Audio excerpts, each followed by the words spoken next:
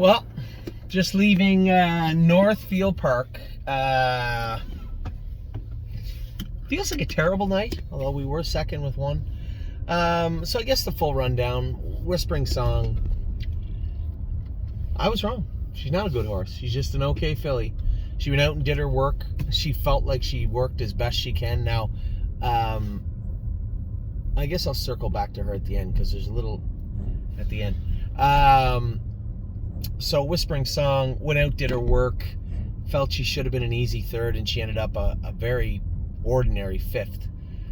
But that's that. I think I made it clear 2 weeks ago she was going to be a fair filly. The Buckeye was here. It would be nice to get a few points. There is a Buckeye consolation this year for the first time ever. A number of pop-up series have been talked about here, but at the same time, she is what she is, and depending on how I wake up tomorrow, I know that we have to have horses in the preferred sale catalog today, tomorrow. I just want to think it through, see how many fares she has left, what she has left, and is it worth, because we're not going to get a lot of money for her, so it's not like, sell her now and, cash out. That's not what I'm thinking about. I'm trying to think of, does it make more sense to hang on to her, or does it make more sense to move her right now, knowing what she's probably worth on the open market right now? So, a lot to think about with Whispering Song. I don't think we're going to be in a position to keep her and carry her over. Having said that, what does that mean? When is the right time? And the reason I'm talking like this is, you guys may have noticed that if you watch Preferred, if you watch On Gate, everyone is selling 2-year-olds for whatever reason. It could be they're no good. It could be they don't want to keep them over. It could be that a couple of people had sold yearlings that are 2-year-olds that had already finished their staking season in Pennsylvania. Well, nobody wants them then. So when is the right time? And, Whispering Song was flat tonight. And I guess the other question for us to answer to each other is, how many fares does she have left? Because she is useful at the fairs. Now, they're not all going to go for $12,000. I think you know that. But how many fares are left? That's worth looking at. There's no need sending me a message. By the time you watch this, I'll already know the answer to that. Then I raced Coop. Thought she raced fantastic. I had an opportunity to put her on the front. I opted not to. I like the filly. She's not without her interference. She still hits herself. She chewed up her left hind pastern tonight. But man, as I said to Lauren, we just got to be so careful. When she gets in her knee, she's terrible. When she touches her pastern, she races good. Now, you might think, well, you have to just shoo her so she doesn't touch her pastern. That's easier said than done. We've shod Coupe de Ville at least 10 different ways in the last 3 months, and the way she shod now, she's comfortable. She is touching that left hind, maybe covering it up better, a little more aggressively. Might be a little better for us than trying to make some more adjustments to these shoes, because I'm telling you, sometimes you think you're taking one step in the right direction, you're actually taking two in the wrong. So she's been a very, very difficult filly to shoe, and a very complex filly to shoe all year. I think we have her right. So I don't want to screw around with it. But she raced great, was very comfortable. That's a big mile for her. 58 last quarter and 29 last half, 58. That's a big mile for Coupe de Ville, and I was very proud of her tonight because she felt mature. And you guys are starting to understand when I talk about it, when I say, they have to have their shit together when they come into the summer of racing, because mistakes like, you can't afford to make mistakes like Smoking Hot Irish Girl made tonight. Now, I will tell you this. So I was happy with Coupe de Ville. Tickled pink by the way she raced tonight. She felt to me like she is making strides. She's moving forward in a good way. Smoking Hot Irish Girl tonight, you got to watch her. Coming out of the gate, you got to watch her. You shouldn't have to. She has a fluid gait. And Ronnie Gillespie, I was in a tight spot. I needed 3 inches to clear going into the turn. And I can guarantee you, if I don't clear, he comes back up the inside. So I let her out a little bit. Did that cause the break? In my mind, it definitely could have played a role. But overall, looking at her afterwards, I was just talking, a couple of our clients, Walt and his friend, had showed up to the barn afterwards. We were talking about Coop. They saw us put her away and how we were putting her away, asking about her pastern. We talked about Whispering Song a bit, but then we talked about Smoking Hot Irish Girl. And as I'm standing there talking there, and Lauren is putting her away, I noticed she's still flaring her nostrils. she's not completely cooled out. It's a cool night here. It's 66 Fahrenheit, 65 Fahrenheit. She raced an hour ago. She should be cooled out. And I look at her, I'm watching her, I'm looking at her side, she's still breathing heavy. She's laboring a bit with her breathing. So I said to Lauren, maybe give her some bute, so we have some oral butazone in the barn at all times, just in case something happens. I said, for sure, she's a little sick. Want to take her temperature. Her temperature was still 101.6. This was an hour after the race. You might say, well, she just raced. It still shouldn't be that high. It should be in the mid-hundreds, 100.6, 100.7, somewhere around there.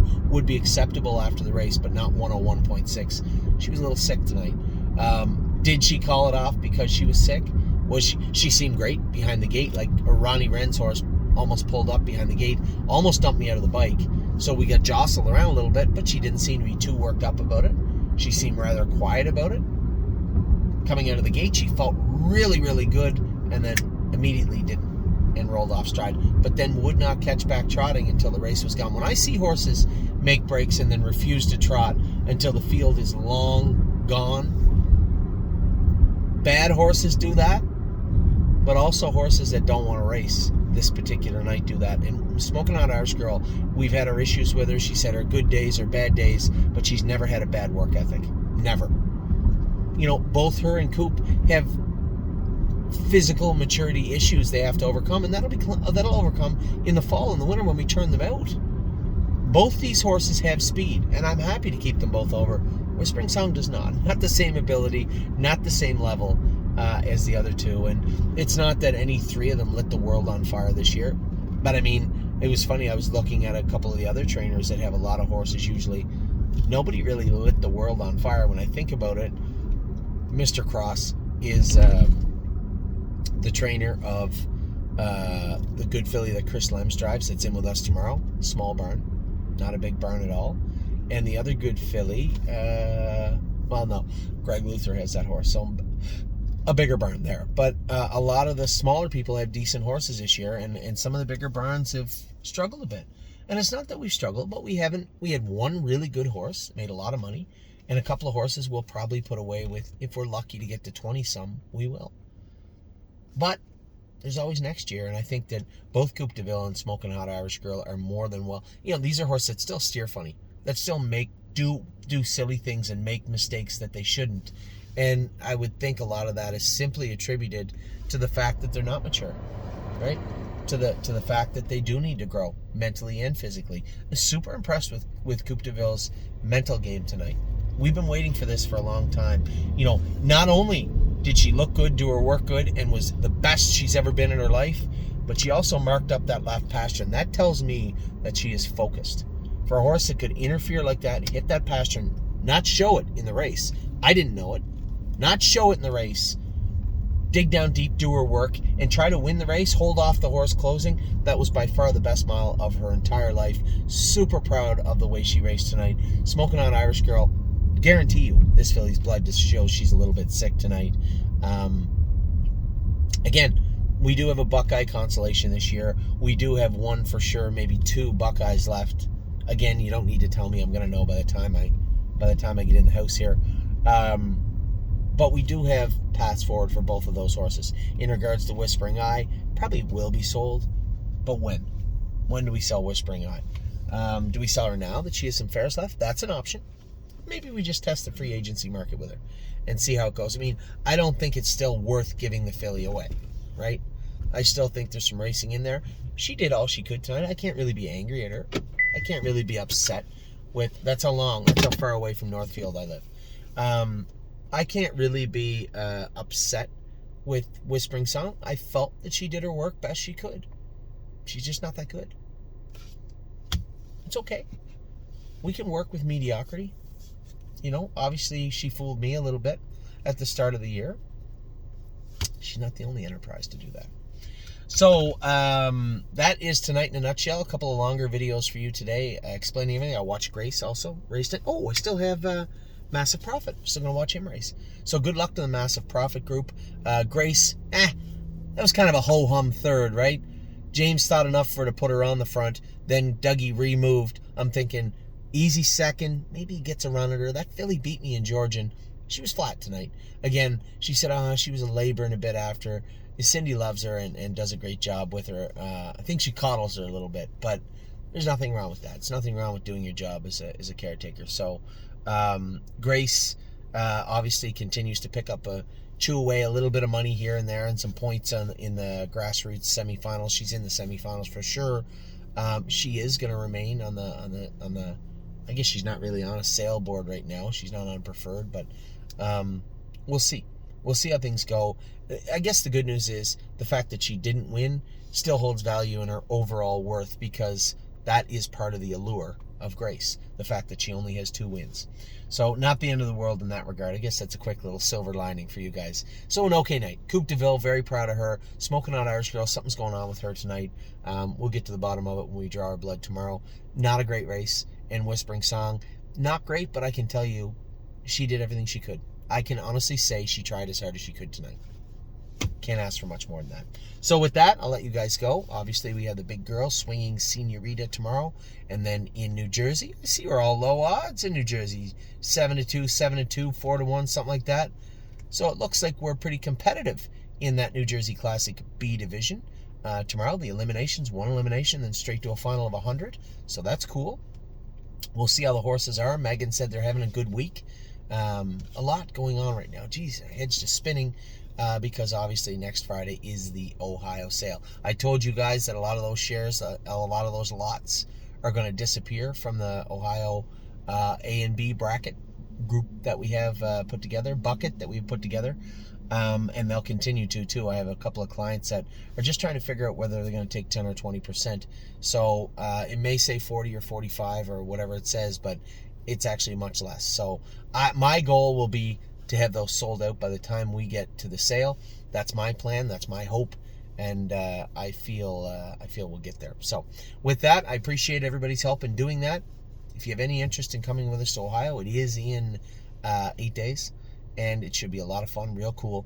And there is some room still in the buckets for everybody. So with that, I'll let you go. I'm going to go in, have a little siesta. Tomorrow I have 5 to train here tomorrow. My Jazz and Compass Rose DC making their first training trips of...